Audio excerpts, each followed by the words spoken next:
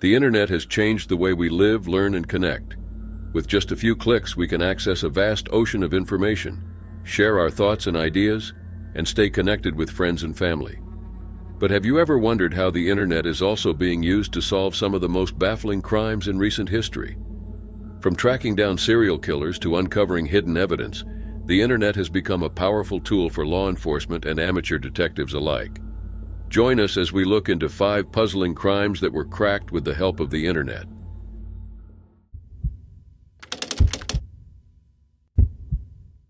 Jun Lin, a 33-year-old international student from Wuhan, China, relocated to Montreal in 2010 to pursue his studies in engineering and computer science at Concordia University.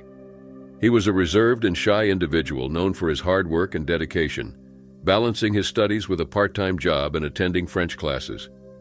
As Jun settled into his new life in Montreal, he began to explore the city and meet new people. However, his life took a devastating turn when he met Luca Magnotta, a figure who had gained notoriety online for sharing disturbing videos of animal cruelty. As narrated in the Netflix documentary series Don't F with Cats, Deanna Thompson, a data analyst from Las Vegas, had been following the disturbing videos posted by Magnotta. She, along with an internet sleuth using the alias John Green and other online activists, had been tracking Magnotta's online activities, motivated by outrage over his cruel videos. They meticulously examined details in his footage, such as plug sockets and background noises, to uncover his identity. As they searched, they discovered Magnotta's love for movies and his unsuccessful attempts at a modeling and acting career. He was a narcissist who created dozens of fan accounts of himself using over 30 dummy accounts, some of which were named after victims of serial killers. He wanted people to know his name, and after 2012 and the murder of Jun Lin, people did know his name. After breaking up with his boyfriend, Jun Lin had been using dating apps like Grindr and websites like Craigslist to meet new people. Magnotta later claimed that they had met after Jun responded to his Craigslist ad proposing sex and bondage. This encounter would ultimately lead to a tragic outcome. Magnotta's online activities were extensive and disturbing, involving the creation of numerous fake social media accounts and websites to promote himself and his twisted ideology. In a shocking turn of events, Magnotta discovered the online investigators were closing in on him and retaliated by infiltrating the Facebook group. He sent an intimidating video to Thompson, who had joined the group using her real name, showing himself walking through her workplace. This bold move sent a shiver down the spine of the online activists, who realized they were dealing with an unpredictable and dangerous individual. Alarmed, the group quickly notified the authorities about the potential threat Magnotta posed. However, their warnings were brushed aside. In 2012, a disturbing video was posted online showing a man being stabbed to death with a sharp object while tied to a bed. A few days after this incident, a man's body was found in Montreal, and a foot and hand were sent to Canada's conservative and liberal political parties. The online community's worst fears had come true. Jun Lin's life was tragically cut short by Magnotta, who recorded the attack and mailed the dismembered body parts to Canadian political parties. Magnotta successfully fled Montreal by plane to Berlin, Germany, in advance of a nationwide arrest warrant issued after the murder. He stayed in a hotel and spent his days reading about himself online in internet cafes, until he was finally recognized and arrested at one such restaurant. The investigation into Magnotta's activities also revealed a complex web of online identities and personas, highlighting the challenges of tracking and identifying individuals who use the internet to hide their true identities. Magnotta was later convicted of first-degree murder and sentenced to life in prison with no possibility of parole for 25 years. Since the incident, many have speculated about the circumstances surrounding Jun Lin's death. While none offer a definitive explanation, it is mainly believed that Magnotta's obsession with serial killers and his desire for notoriety drove him to commit the heinous crime.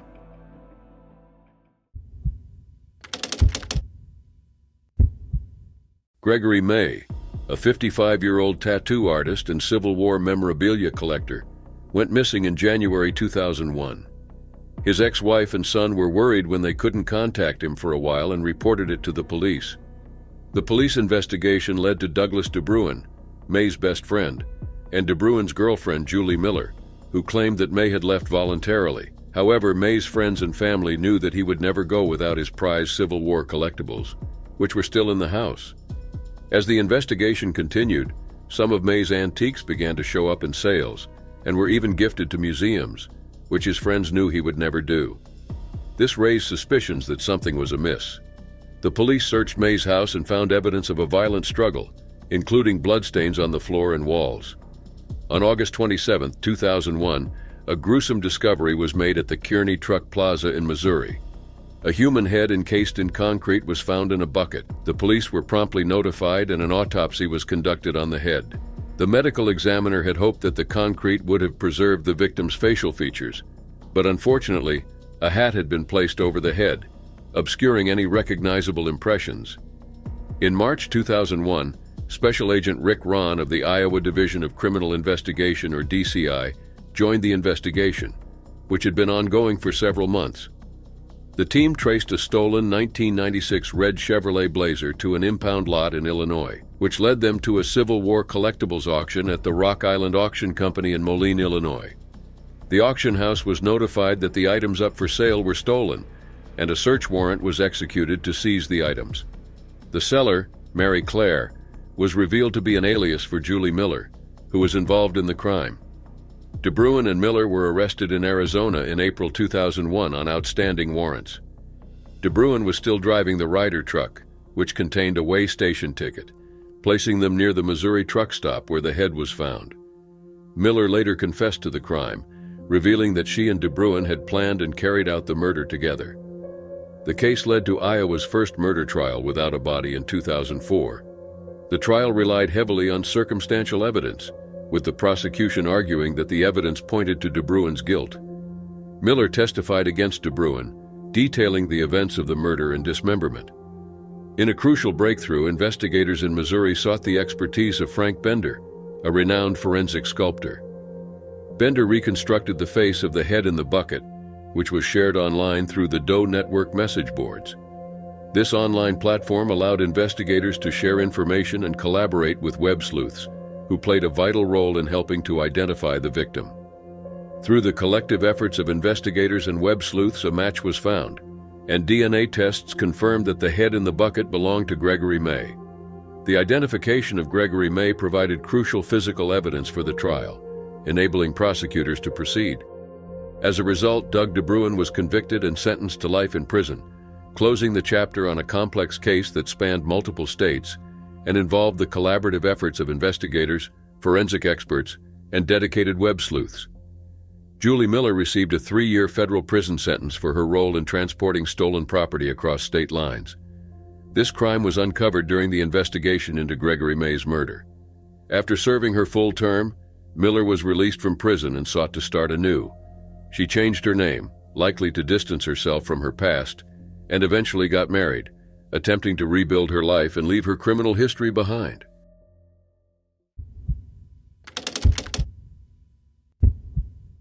Winning a lottery for many people marks the beginning of better days, but for Abraham Shakespeare, that was the beginning of the end. Shakespeare, a 40-year-old Florida resident, won $30 million in the lottery in 2006. His life took a devastating turn when he went missing in 2009, and his disappearance sparked a massive online investigation.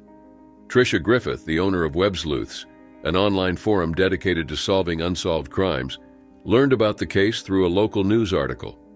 She was immediately drawn to the mystery and created a thread on Web Sleuths to discuss the case and gather information.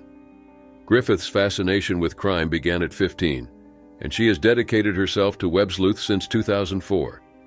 As the online investigators dug deeper, they discovered that Doris D.D. Moore, a woman who had become Shakespeare's business partner, was living a lavish lifestyle and had taken ownership of his million-dollar home. Griffith recalled that D.D. Moore was posting pictures inside the house, living it up.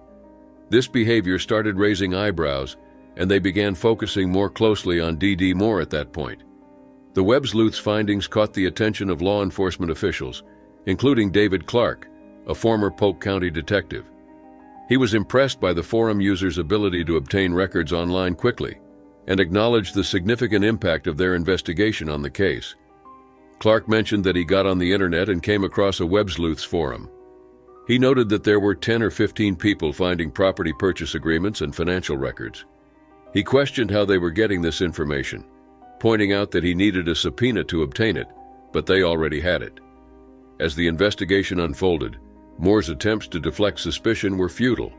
She even posted on the WebSleuths forum, denying involvement in Shakespeare's disappearance and claiming to be in contact with him. However, her actions only raised more red flags.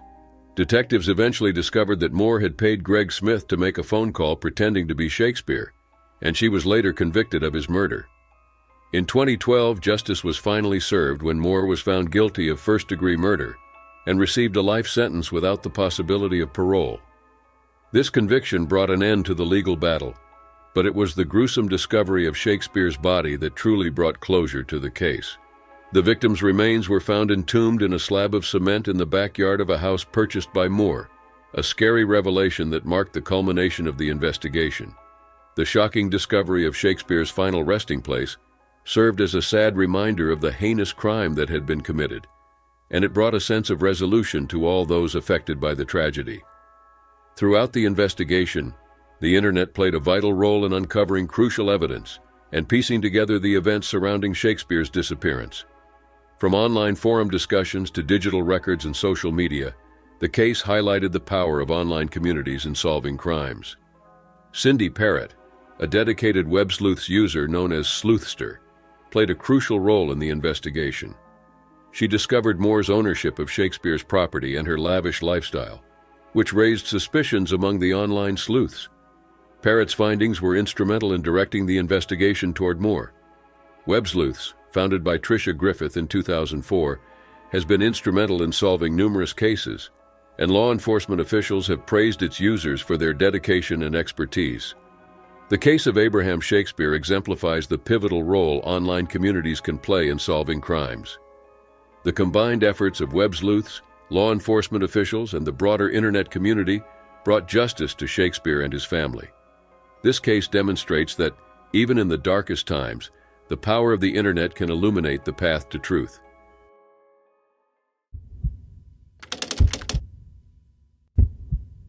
On a fateful summer evening in 2021, a bright blue van, affectionately named Van Life, embarked on a cross-country adventure, carrying the dreams and aspirations of a young couple, Gabby Petito and Brian Laundrie. The van's vibrant exterior mirrored the excitement and freedom that Gabby and Brian felt as they set out to explore the breathtaking landscapes of America. Little did they know, their journey would soon become a haunting tale of love, loss, and tragedy, captivating the nation and sparking an unprecedented online search. Gabby Petito, a 22-year-old woman with a radiant smile and an insatiable thirst for adventure, had always been drawn to the great outdoors. Her fiancé, Brian Laundrie, shared her passion for exploration, and together they had meticulously planned their dream trip. The couple's social media accounts were filled with captivating photos and videos of their travels, showcasing the stunning beauty of America's national parks and forests. As they traversed the country, Gabby and Brian's relationship seemed idyllic, with their love and enthusiasm for life radiating through their online posts. However, beneath the surface, subtle hints of tension and conflict began to emerge. In August 2021, a disturbing incident in Moab, Utah, caught the attention of local law enforcement, casting a dark shadow over their seemingly perfect relationship. On September 11, 2021, Gabby's family reported her missing, and the investigation that followed would unravel a complex web of secrets, lies, and deceit. Brian Laundrie, who had returned home without Gabby, promptly disappeared, leaving behind a trail of cryptic clues and a nation desperate for answers. As the search for Gabby and Brian intensified, an extraordinary phenomenon unfolded. Armed with smartphones and a determination to help, ordinary citizens joined forces to aid the investigation. Social media platforms, particularly TikTok, became a hub for amateur sleuths who scoured the couple's online activity, analyzed photos, and shared their findings with the world. Haley Tumayan, a TikTok user from California, was one of these digital detectives. Drawn to Gabby's story due to their shared age, engagement, and YouTube interests, Haley created a series of videos dissecting the case, focusing on facts and avoiding speculation. Her videos went viral, garnering millions of views and sparking a nationwide discussion. Former homicide detective Ted Williams praised the online community's dedication to Gabby's case, acknowledging the unprecedented power of social media in solving crimes. He emphasized that citizen involvement could provide the crucial piece of information law enforcement needs. The collective efforts of the online community and law enforcement agencies eventually led to a breakthrough. A travel blogger identified the location of Gabby's van in Grand Teton National Park, Wyoming, using a GoPro camera. This crucial information helped authorities find Gabby's remains, bringing a sense of closure to her family and the nation. Tragically, Gabby's cause of death was determined to be strangulation, and Brian's remains were later found in a Florida nature reserve, with a notebook containing statements claiming responsibility for Gabby's death. The Gabby Petito case serves as a poignant reminder of the devastating consequences of domestic violence and the importance of seeking help when needed.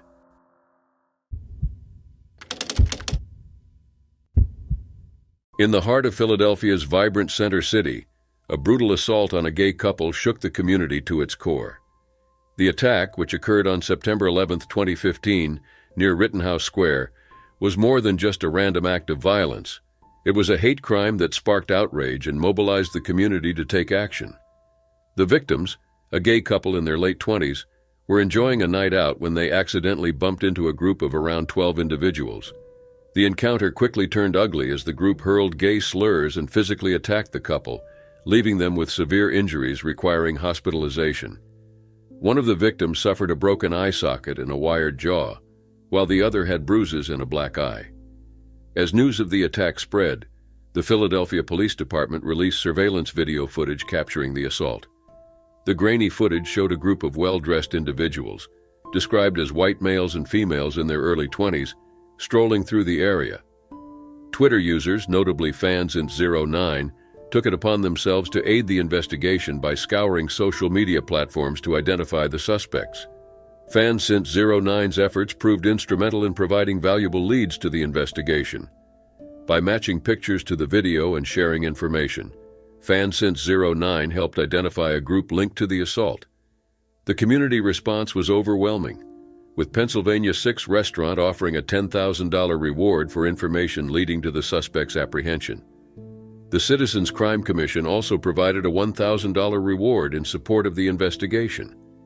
As the online community continued to rally behind the victims, Philadelphia Police Detective Joe Murray praised the efforts of social media users. He tweeted that this is how Twitter is supposed to work for cops, expressing his preference for a couple of thousand Twitter detectives over any single real detective. Murray's tweet highlighted the power of collective action in seeking justice and solving crimes. The investigation gained momentum as more individuals came forward with information. A defense lawyer who spoke to the Associated Press on condition of anonymity suggested that some of the suspects were turning themselves in for questioning. The lawyer claimed that the group was comprised of working professionals, and the fight may have stemmed from random contact rather than a hate crime. As the search for the suspects continued, Philadelphia police officer Christine O'Brien emphasized the importance of community involvement in solving crimes. She noted that while it was remarkable how many people were coming forward, and that they wanted to encourage this behavior, it was not unusual. O'Brien's statement underscored the significance of social media and community engagement in modern criminal investigations. The collaborative efforts of the victims, social media users, law enforcement, and the community at large highlight the importance of standing together against acts of violence and discrimination. The impact of the Internet on modern criminal investigations cannot be underestimated. From identifying suspects to uncovering crucial evidence, the collective power of online communities and social media platforms has changed the way law enforcement agencies solve crimes. As technology continues to evolve, it is clear that the Internet will play an increasingly vital role in bringing criminals to justice and providing closure for victims and their families.